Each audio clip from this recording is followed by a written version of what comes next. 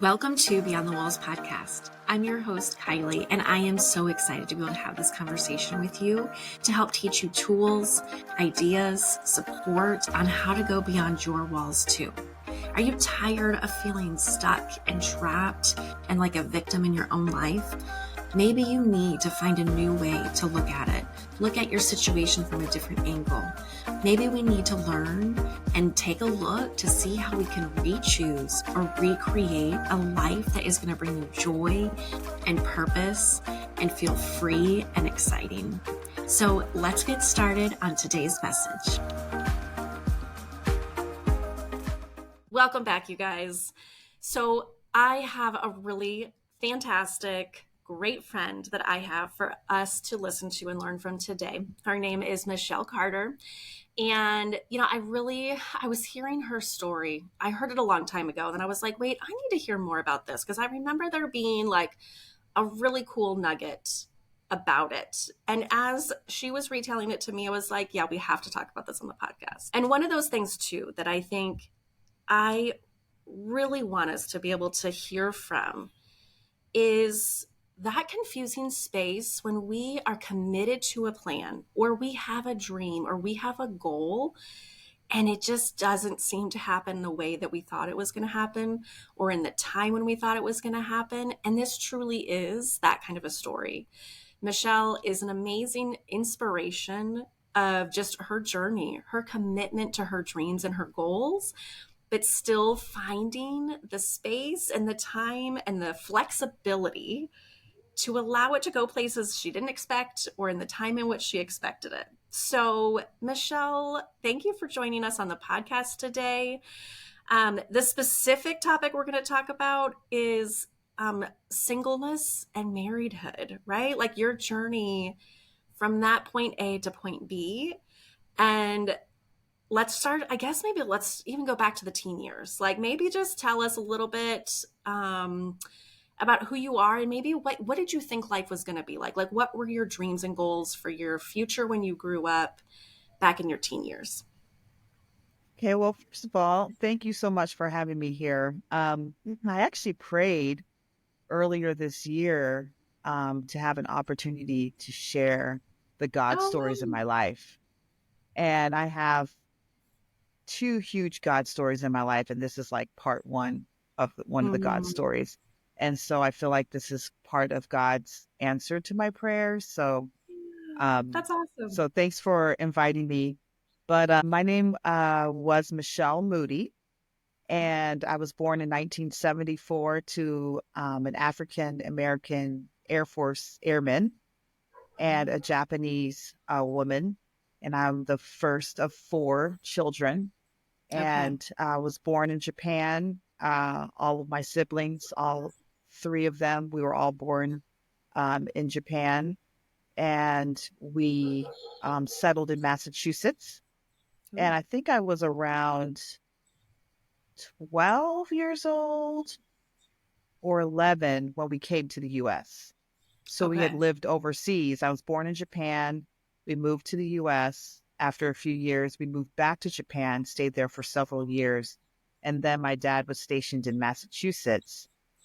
And it was there that I, you know, pretty much started thinking about what it would be like for me to, you know, go to school, become a doctor one day, Mm, you know, maybe have a family. I wasn't someone who played with Barbie dolls and dreamed of wedding dresses and things like that. But when I watched The Cosby Show, I was like, oh, I think I would want that. I was just really inspired by yeah. seeing two educated Black people raise a relatively Mm, non-dysfunctional family. So yeah. pretty much it was very simple. When I was a teenager, I just wanted to become a doctor because I loved anatomy and physiology. I loved science, Mm, and one day have a family that looked like the yeah. Cosby Show. Yeah. I'm curious, your time that you spent in Japan, because I think the Cosby Show would kind of reflect our American ideals, like kind of life path. Um, were you young enough to just not really necessarily be influenced, or would the Japanese culture sort of be the same? Like, or was it different? Well, the reason why I was drawn and attracted to the Cosby Show was growing up in Japan and living in Japan, having a Japanese mother, eating Japanese food, hearing the Japanese language. I felt very connected to the Japanese culture. Mm, And I didn't really know what it meant to be Black because I mm, lived in Japan. yeah. So, coming back to the US, you know, watching television, there's a lot of different depictions of what Blackness is. Mm, And it was very clear that for me at that time, the Cosby Show was something that really more attracted me to being and made me feel like, hey, that's what I would like to aspire to. yeah. And Yeah. so um that's what it was like for me as a young person, as a preteen, as a teenager, like, that's what I would like, Yeah. so Yeah. Yeah. Were there many mixed cultures over in Japan, or was it a thing for you, or did you feel totally accepted and no big deal, like you just lived life? in Japan, they are, they're all like fascinated by foreigners, so Mm, when you go there and then you're a child, I mean, it was nonstop, just, you're so cute, and giving me gifts, and here's a handkerchief, here's a candy, wow. very helpful. It was just like celebrated, Yeah. so I didn't feel like an outcast. Yeah. And I think maybe I was too young to maybe pick up on some of the nuances if there was anything like Mm, that. But yeah. I was a child. So I think it's a little bit different when you're a child, when you're, Yeah. 3, 4, 5, Yeah. 6, 7, 8, 9, 10 years Yeah. old. Yeah. So Yeah. All right, that was a fun discussion. That wasn't really part of our schedule, but thanks for it's sharing those okay. fun details.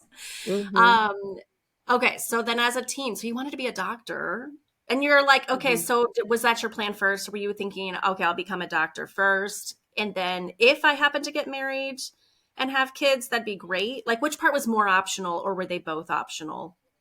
I really did not. Which part was more optional was the married and kids part. I really did not think about that very much as a Yeah. child. I was just focused on my academics, doing well Mm, in school, piano lessons, and that's it. And trying to achieve. So yeah. I wasn't allowed to date when Okay. I was a teenager, so it wasn't really even part of an option for me.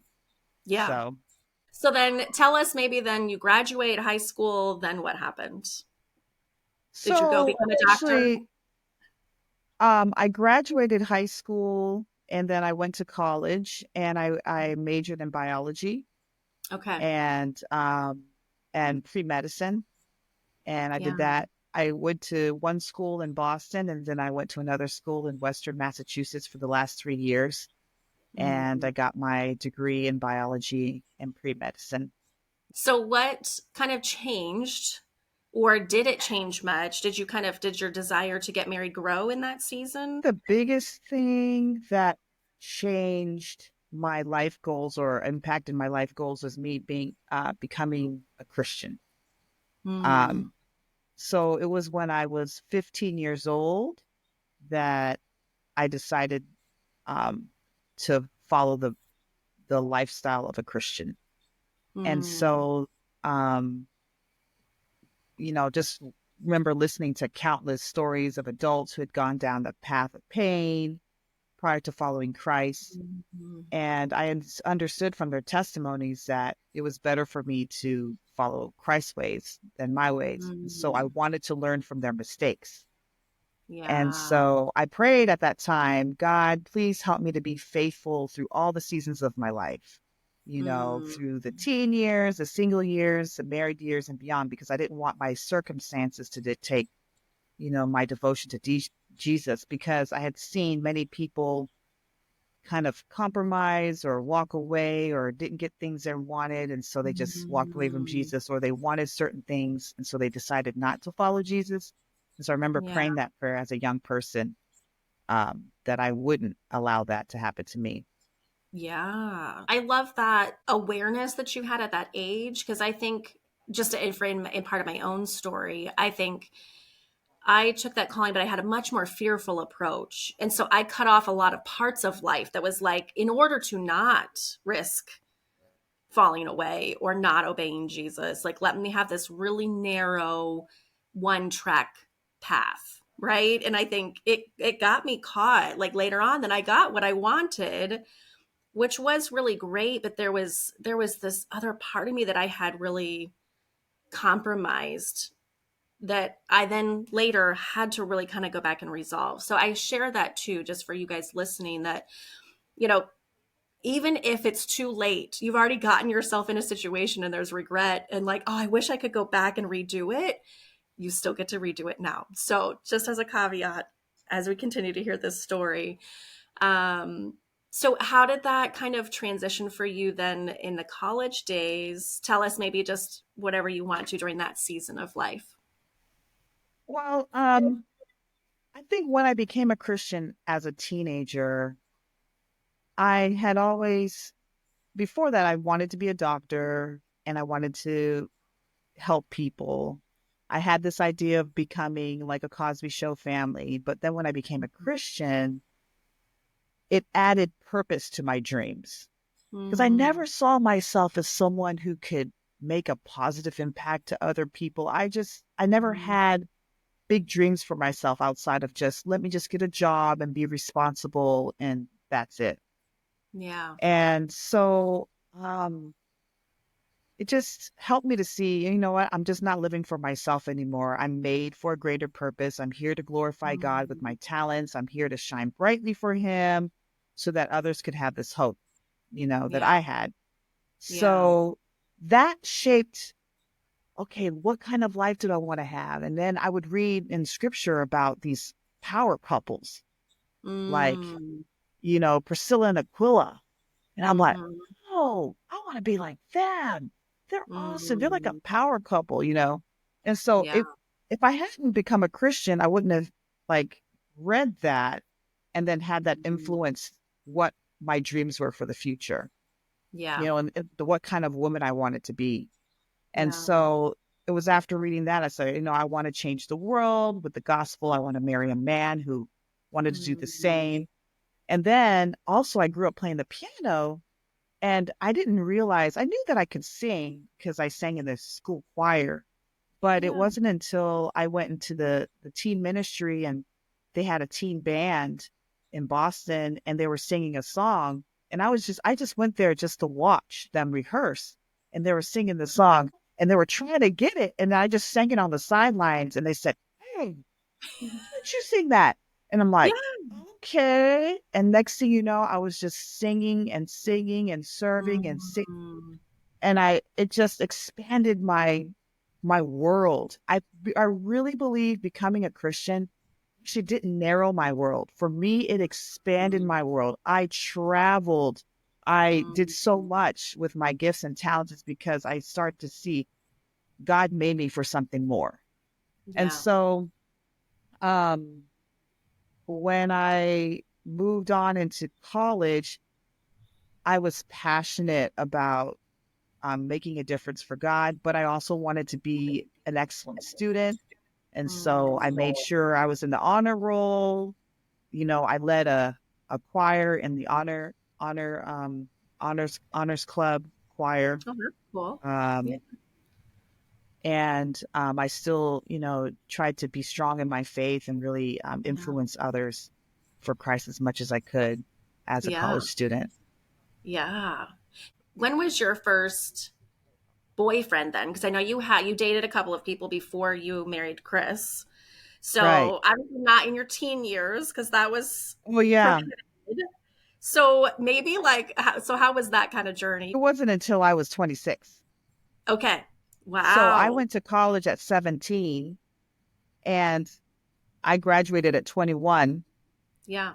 dated a lot of great guys. I mean, went on dates, Okay. but never felt a connection. Plus, I was just super Mhm. focused on my academics and also just, Yeah.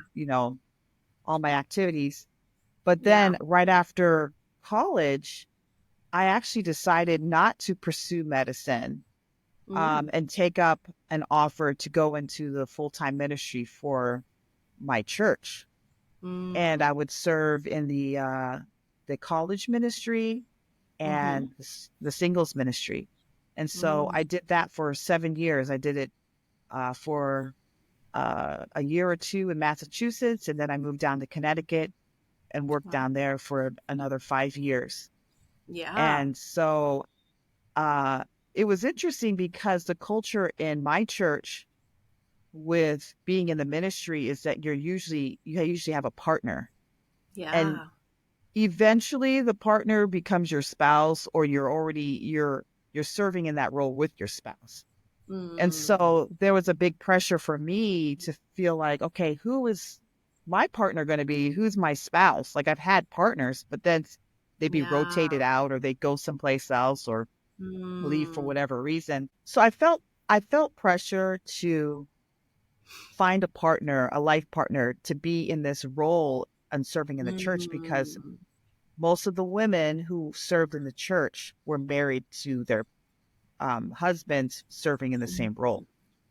And Yeah. I thought to myself, if I wanted to be in this position, which was my dream, I wanted to change the world, but I could not Mm. do it by myself. I did not see other single women in their 20s and 30s and 40s serving and leading churches. They could Yeah. only go so high, so Yeah. far, because Yeah. ultimately, I, from my vantage point, the men mainly dictated which ministry you would serve in. And so Mm. that added more pressure to me like, is my Yeah. guy going to be a youth minister or is my guy going to be a church leader or is he, so it Mm. was interesting to think of who my future spouse would be from that Yeah. vantage point. Yeah. Do you feel like in that, did it ever feel like pressure, like negative, like shame and you're failing? Or was it pressure of like feeling the need to fulfill this role? Like, I hope he comes soon so that I can then go on to the next stage or like the next step. You know what I mean? Or how would you describe that pressure? Or maybe like what was the pressure tempting you to do?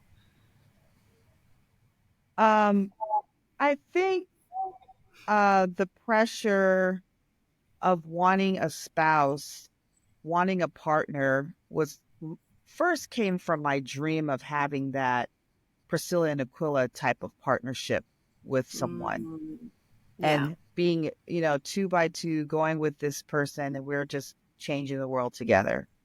And yeah. then seeing it literally happening and being inspired by these couples and being like, Mm, wow, that's what I want.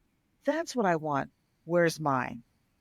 So it yeah, didn't come from a shame, it came from an inspiration. The yeah. desire of my heart came from inspiration and things that I've actually Mm, seen in right before my eyes and yeah, wanting it myself. yeah, yeah. So where did you go after that? So you moved down to another state, you're serving, and now you're like anticipating your partner. So I moved down to Connecticut. That was a great transition. I was still in my early 20s. And then I started serving. And then I was Mm, working on staff, but they were always finding someone temporarily to lead with me. And then finally I said, well, let me open my mind to this first guy here. So I was 26 years old when I had my first boyfriend. okay. And we dated for just 6 months and then Mm, we broke up. And that's when I started my list of what I really wanted in a mm, partner, in a husband.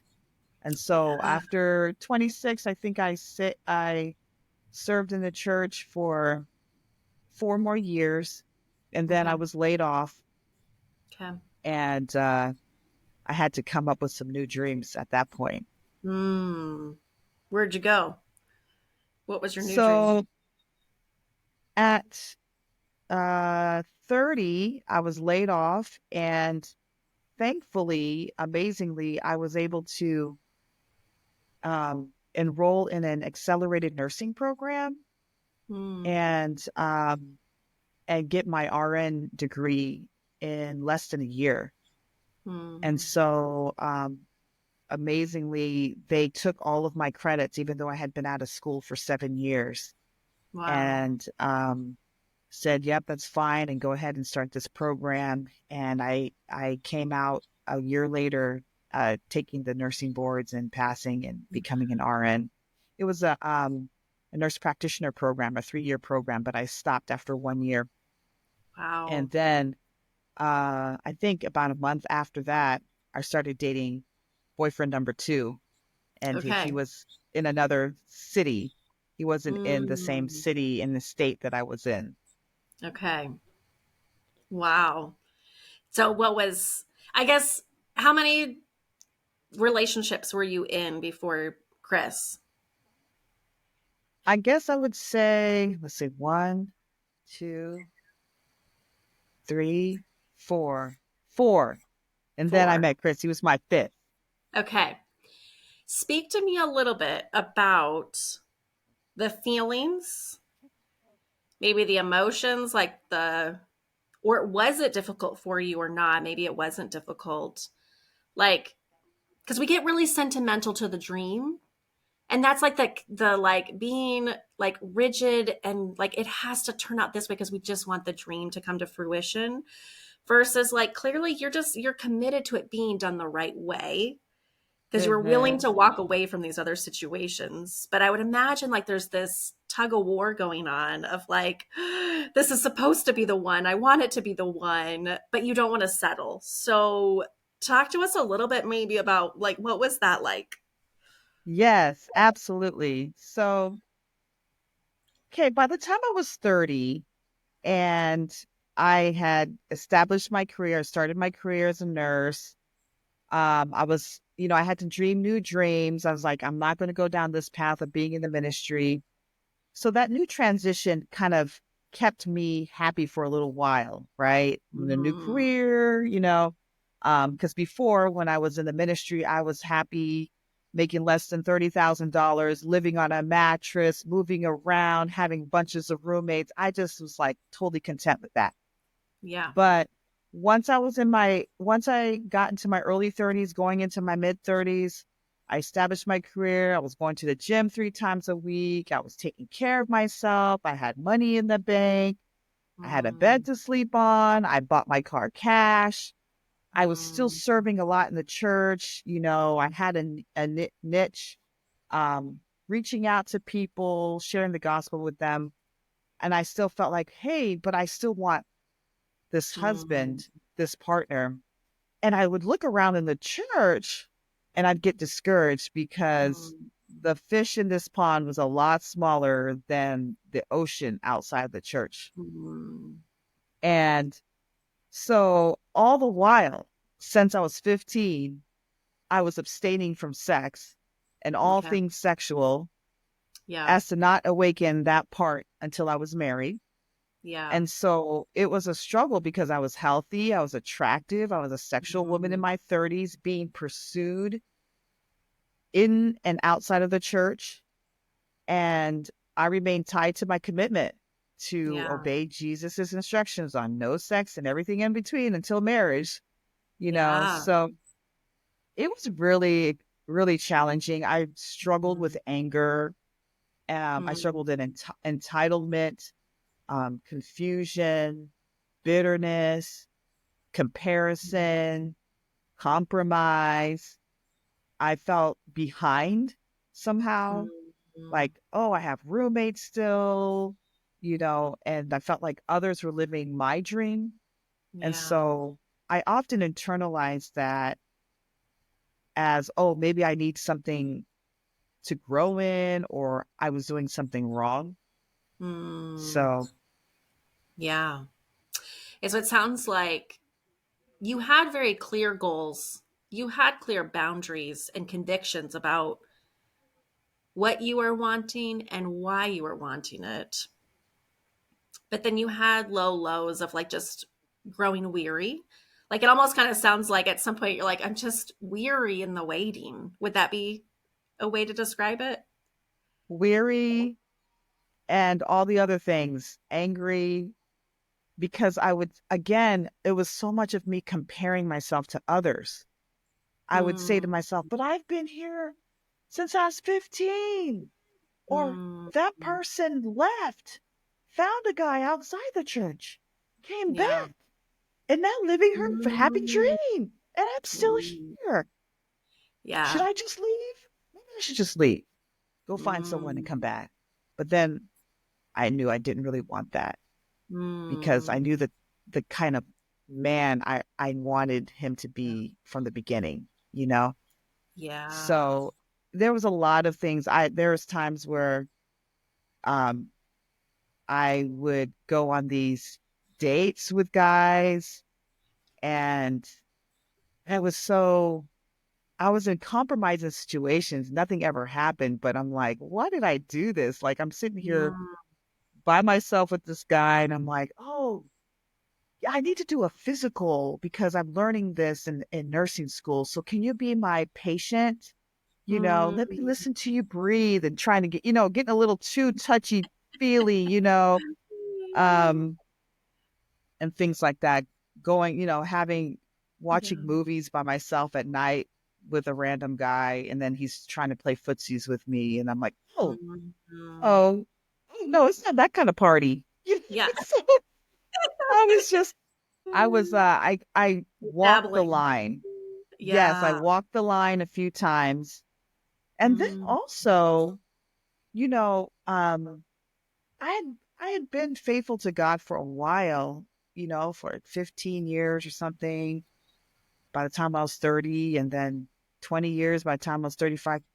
And I would even get advice from people, from leaders of churches and says, go ahead, go on that date and see how it is. mm, So I remember going on a date with a doctor at my hospital. He was a great guy and we sat yeah. down, we talked, and I just told him what my priorities are. And I said, yes, I would like for you, to come to church with me. And I really just having the same foundation of faith is very important to Mm, me. And right there, he was like, no, that's mm, not. He says that's for him, that was at the very end of a mm, relationship as far as we need to start on different levels. And for me, that was the foundation.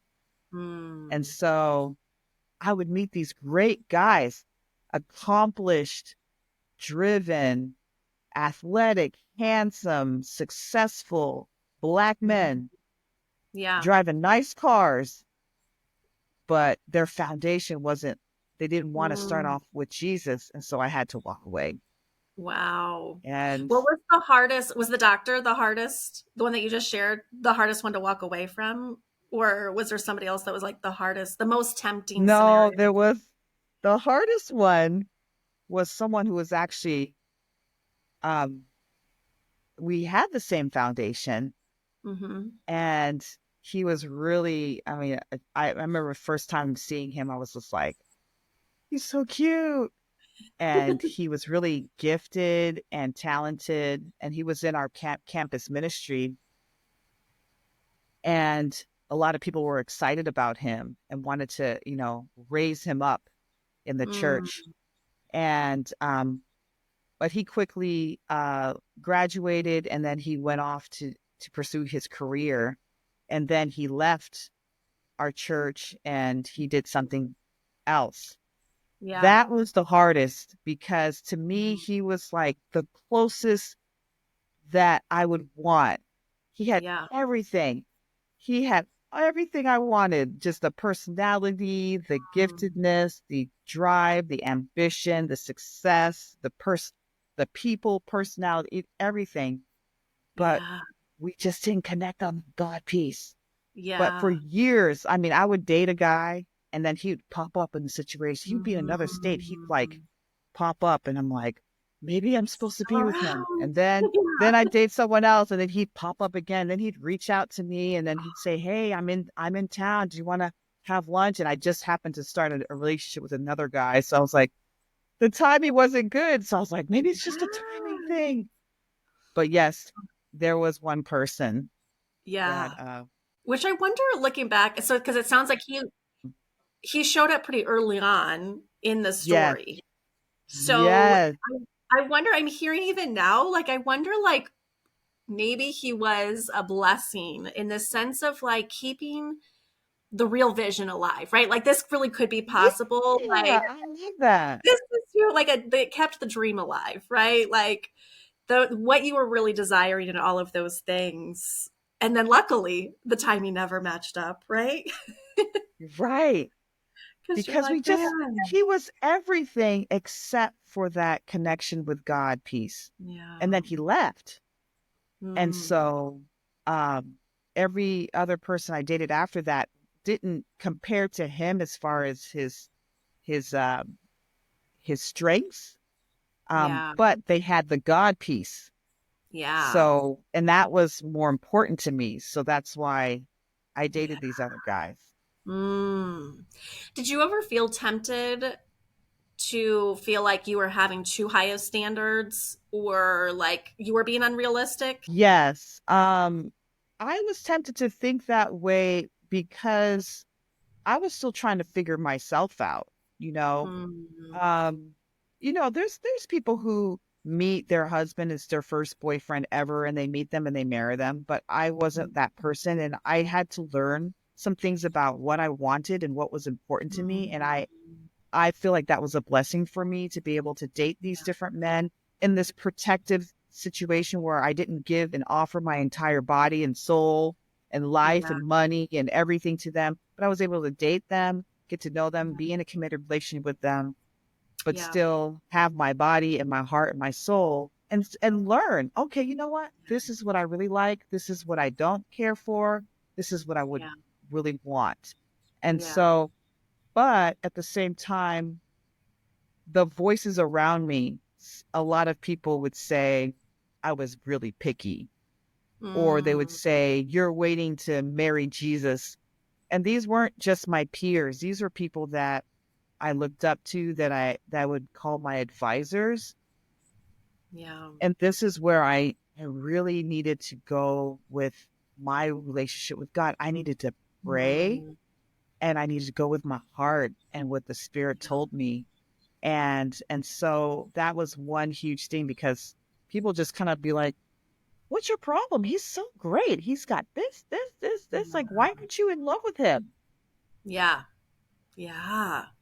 It almost sounds like I like what you're bringing up. And what I heard in that was the extreme importance of each of us owning our decisions and allowing advisors to be advisors. Like our, they're not Jesus, right? Like they're kind of, they just are pressure. And I think I can hear in some of your story, and I don't know how difficult they were to realize in the moment, but at least for you looking back, to hear those moments where there was like a lot of ownership of your choices in your life and you being very intentional with not settling and compromising just in your values as a person, as a Christian, and really working to not let any of these one particular areas like lord over you, right? Like become the most important part of it. And leaving, then that also left other humans to not be more important either, right? Even if it's the people we're looking for, the people you're comparing yourself with, the people where you're like, why did they get it, God, and I didn't get it? Like at the end of the day, it sounds like that really was a strong anchor for you that allowed you to still keep owning your responsibility of your life and not getting sucked down into victimhood. Because I think, like, and it's one thing to be tempted to feel like a victim and to feel like I'm being robbed and to feel like I'm missing out or, you know, like God's not blessing me. Am I being cursed? I think you almost alluded to that earlier, right? Like, did I do something wrong for you, God? Like, have I not served you enough? Where's my blessing? Right. It's so at the end of the day, though, it sounds like you had really built an amazingly faithful, strong foundation and trust in doing it God's And way. that truly came from the voice of God. And what I Mm, mean is there'd be a time where I remember throwing a huge party for one of my boyfriends. Mhm. And I mean, it was huge. Like 100 people came, family members of his came, all these people came. It was like, it might as well have been like an engagement party, you know? Mm. And then there was a voice that said, "Do you want to marry him?" Mm. And I was like, "I don't feel it." Yeah. And I had to learn to listen to this voice that would come up from time to time with different situations Yeah. and be quiet and still enough and to hear it and to Mm. pay attention Yeah. to that voice in my heart Mm. and to not ignore it.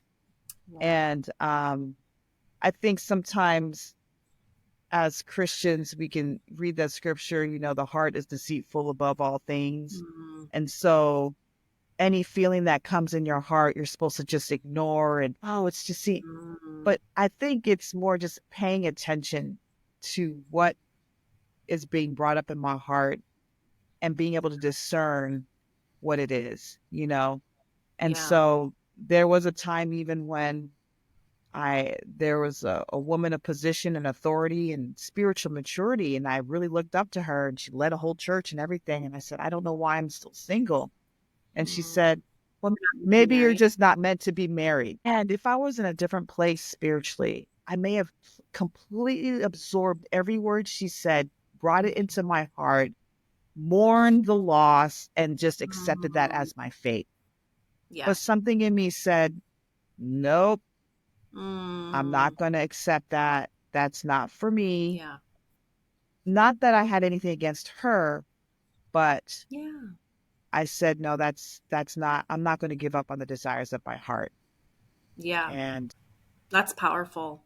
And I appreciate you leaving the room that like she wasn't necessarily being malicious. Like again, you had the freedom to accept it or not, right? And really like, is mhm, this do I want to take this advice or this nugget or this wisdom that's being handed to me deep down into the depths of my soul? Is this going to become my identity or is it not? And still leaving room. And I think so. It's also okay, y'all that are listening, like maybe that was your message for you, right? Like, but again, if we take it back to God, like, is this really what do you want me to hear?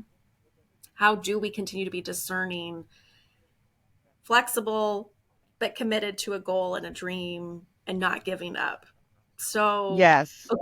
And So I'll just say before we run out of time, let's hear your amazing story then. So how did you ever find the one? Tell us like kind of where did okay. that happen? Like You want to hear that story? Oh my let's get goodness. that one. Oh my gosh. Well, I was already 36 Okay. and broken up with boyfriend number 4 and just super sad and wondering what was going on with my life. Decided Mm, to go on a vacation to Jamaica with a bunch of single friends, guys and girls, mm, and really use that time to work through my pain. yeah. And so I brought books on forgiveness, things, and I Mm, just read and read and read. I cried and cried. I journaled. I could not physically pray because I was so discouraged. And I remember the book of Ecclesiastes because Ecclesiastes kind of talks about what's the point of life. yeah. Because at the very end, it says, this is the whole of life. This is what the point of life Yeah. is. So I was like, you know what? I'm going to read the book of Ecclesiastes. God, why am I here? Why did I Yeah. do this at 15 years old and I'm still doing this? Like, why don't I just take life Mhm. and just do it my way? What's the Mm, point? You know? yeah. And so I read Ecclesiastes, and when I read chapter 5, verse 18, um, and I think I have it here. I can read it. It says, this is what I observe to be good, that it's appropriate for a person to eat, to drink, and to find satisfaction in their toilsome labor under the sun during the few days of life God had given them, for this is their lot. Moreover, when God gives someone wealth and possessions and the ability to enjoy them, to accept their lot, and to be happy in their toil, this is a gift from God. They seldom Mm. reflect on the days of their life because God keeps them occupied with gladness of heart. And Mm. at that point, I said, I'm not happy.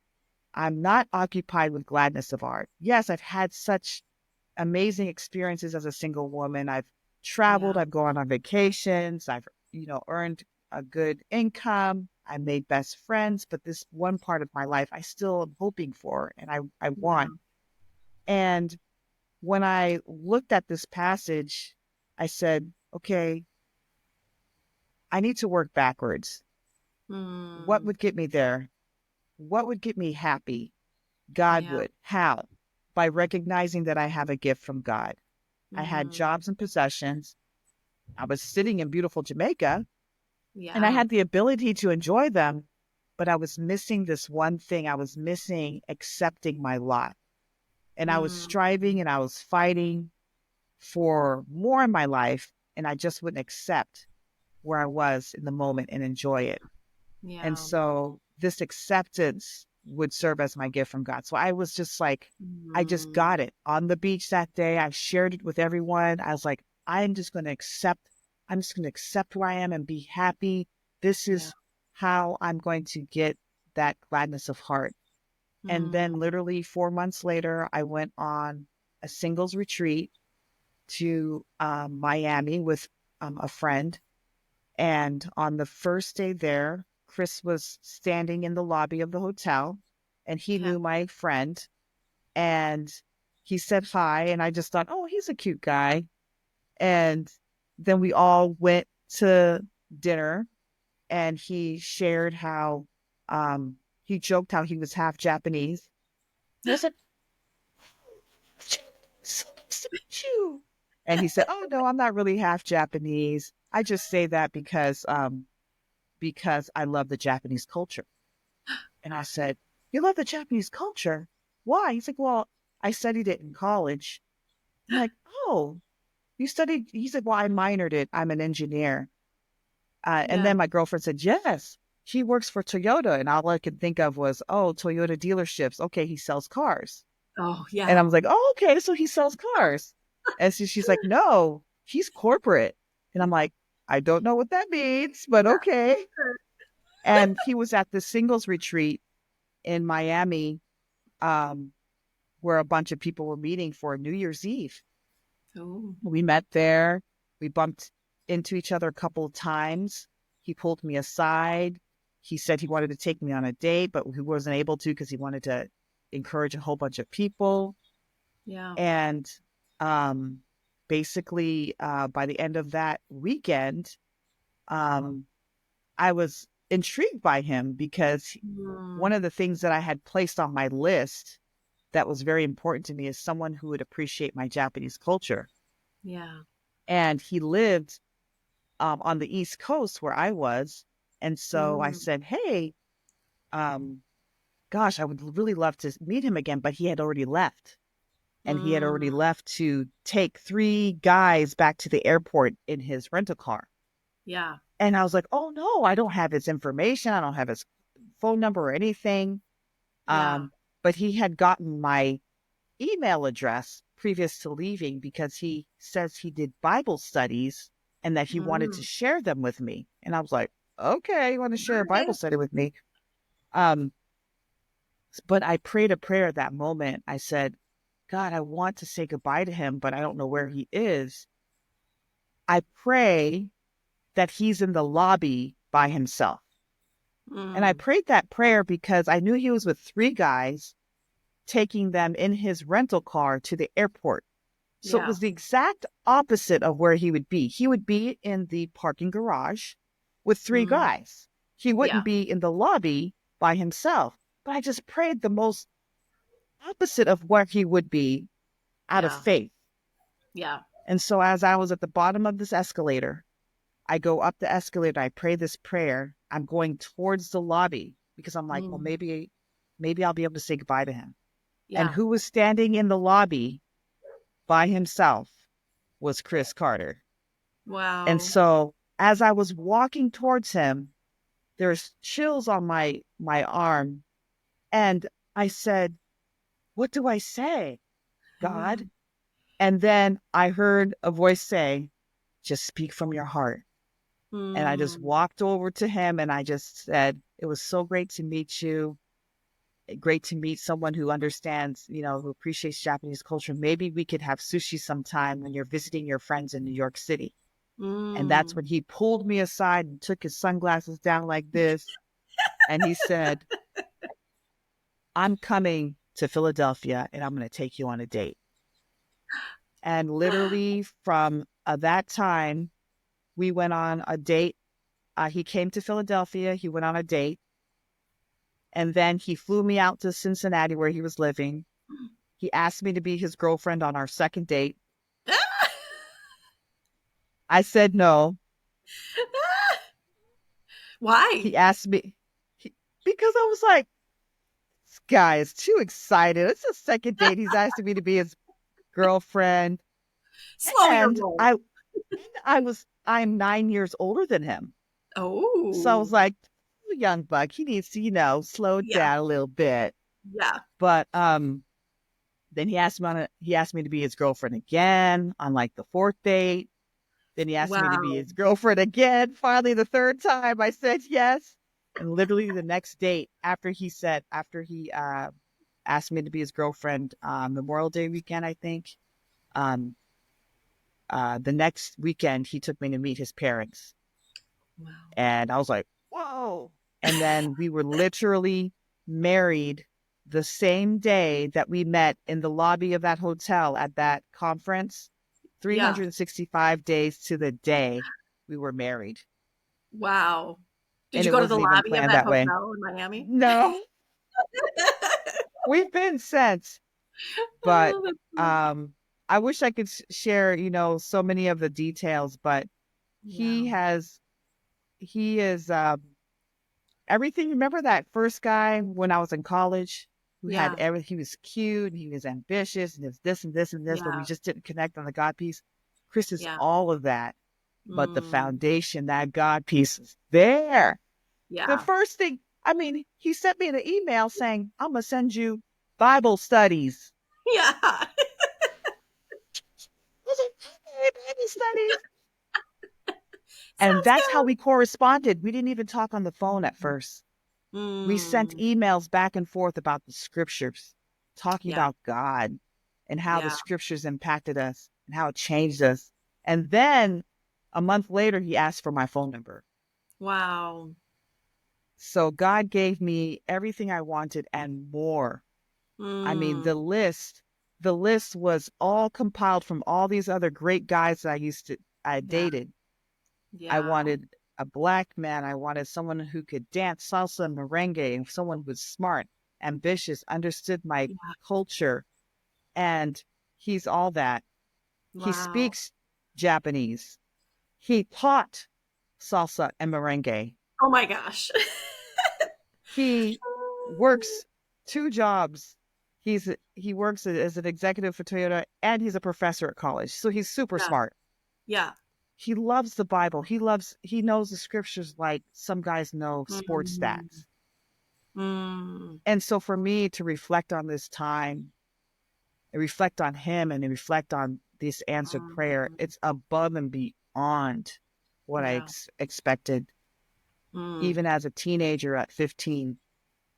And yeah. so it builds my faith in God so Mm, much. And I'm just so yeah. grateful that I did it his way. Yes. And still to wrestle through, like, I love I mean, not to sound cliche, but it's not cliche. Like, I think it's really real life, right? Like when we finally just surrender, right? It's like like when we're just so like focused on trying to get this one thing to happen and it just isn't happening. And it's like the minute we just relax enough, right? To like, okay, I'm not going to force this issue. I'm just going to trust the timing. Whenever it is the right time, it's the right time.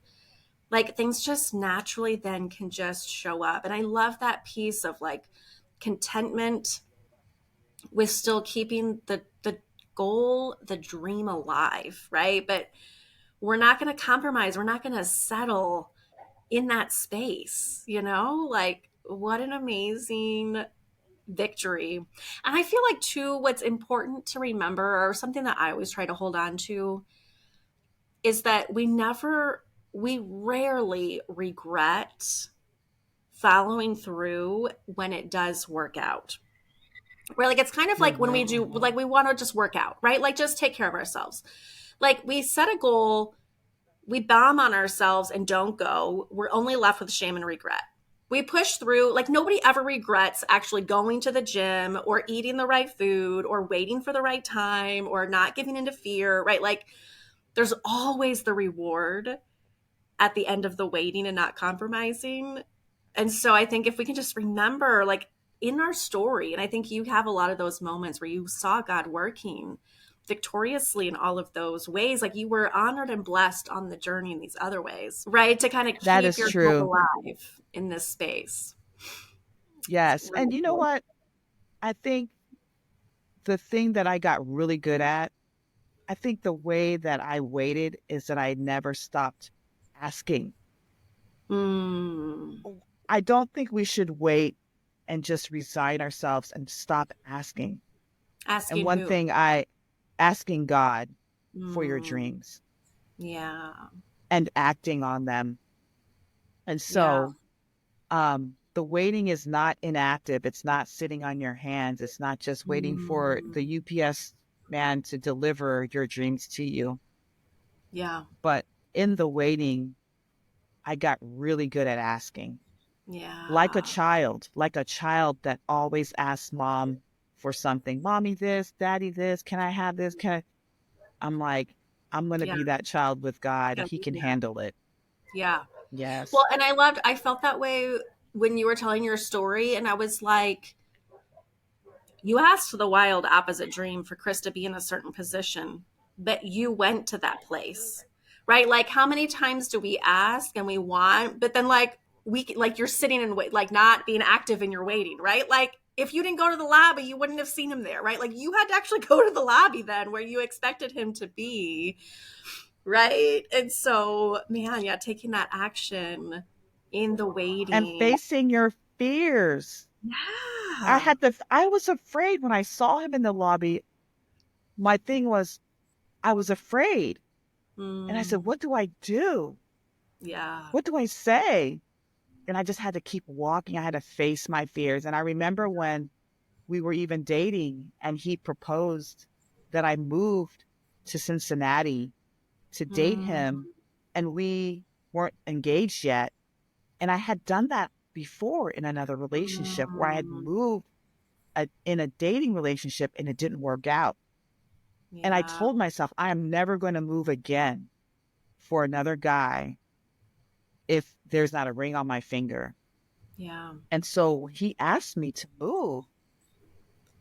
I was faced with that fear again. And I was faced with Mm, fear over and over in these different relationships in different ways. And I had to live by faith. And I brought it before God and I prayed, it's like, what could happen? What would happen if I didn't take the step? If I yeah. didn't try, would I have regrets? And I said yes. And I Mm, would rather not have the regret. yeah. Having regret of what could have been would be more painful than the pain of not getting what I wanted. And Yeah. so I decided, I remember when he asked me to move, I said, yes, I'll move. And so when he came down to help move me to Cincinnati, that's when he Mm, proposed. mm, He proposed the day before I physically moved to Cincinnati to date him. And wow. so God hooked it up. He said, Wow. okay, you're not moving without a ring on your finger, but you had to face your fear Yeah. and live without regret. And so Mm, a lot of this had been for me falling down, getting back up, facing my fear, trusting in God, walking by faith. yeah. And, and I'd Wow. rather do life with God than without him. It's so Yeah. scary Yeah. without him. And Yeah. so, Yeah. I really appreciate you bringing up the point of the fear of it working out. Because when you were talking in the beginning, when you were like going to the lobby, I thought you were going to say you were afraid he wasn't going to be there, right? And then you have to face the disappointment that you were actually afraid he was going to be there. And I think that brings up such a huge, important thing that I want you guys to all hear and reflect on in your lives. Like, we cannot avoid big things being scary. Like, but so often we cut ourselves short because we're trying to just shortcut the fear, right? Like, let me just not go into that scary situation. But it's easy for us to cut things off and to fear it not working out, but we just as easily, there's still fear of it actually working out, right? Like, it might be different kind of fear, it might be a different kind of reason, and the healing might be different, but fear is not like our guide, it's a gauge, right? And then Hmm. either way, it was going to be a faith journey for God, because if you prayed that prayer and he wasn't there, you were going to need to get down on your knees and pray to God, like, why wasn't he there, right? Like, that was going to be a whole nother issue. And so you needed God for the next step either way, whether he was there or he wasn't. And I think, how do we take that into our lives going forward? With every step that we take has to be a trust. It's a faith journey. It is. Love that. I love that. Well, so as we finish out, any one last thoughts that you would have or advice you would give to a woman who might be in those single years, or even just, and maybe even just speaking to our unanswered dreams, right? Like, it doesn't have to just be singlehood or marriage, but just like when we feel like we have that dream, like, what would you say to them to keep their hope alive? I would say first to go back and study the character of God. Hmm. It goes back to God for me because he is who I hold on to. He's my rock, my anchor. He's the hand I hold life with since I was a child, before I made best friends, before I met my husband. And Hmm. so my dreams, um, I go with him. Um, and so go back to his character.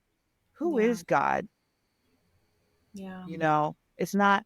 And so whenever I started questioning where I was in life, or disappointments, breakups, or losses, death, Yeah.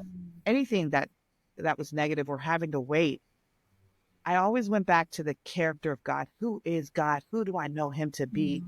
From my study, but also from the experiences that I gained over the years. Yeah. And one thing that I established very early with that question is God is good, that Hmm. he wants to give good gifts. He's a good father. He loves me. And for him to be good, he doesn't want to harm me. Yeah. And so um going back to his character, and then Yeah. and then knowing that that's who you are presenting your requests to, it Hmm. helps me to have hope with what's Yeah. going on. And then understanding, for example, for me, I'm like, oh my gosh, like I would look around and no one's like dated as many times as I have and broken up. Like, oh, there must be Hmm. something wrong with me.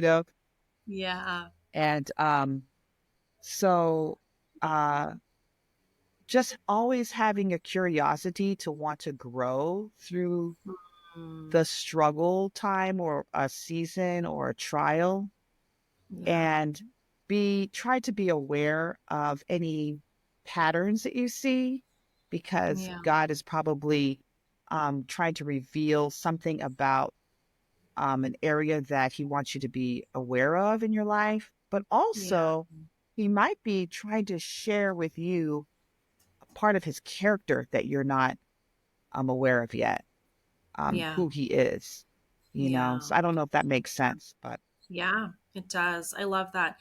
Well, and I think the importance of keep going back to that, because I think it's really important that we grow. We grow every year. Like, our character changes.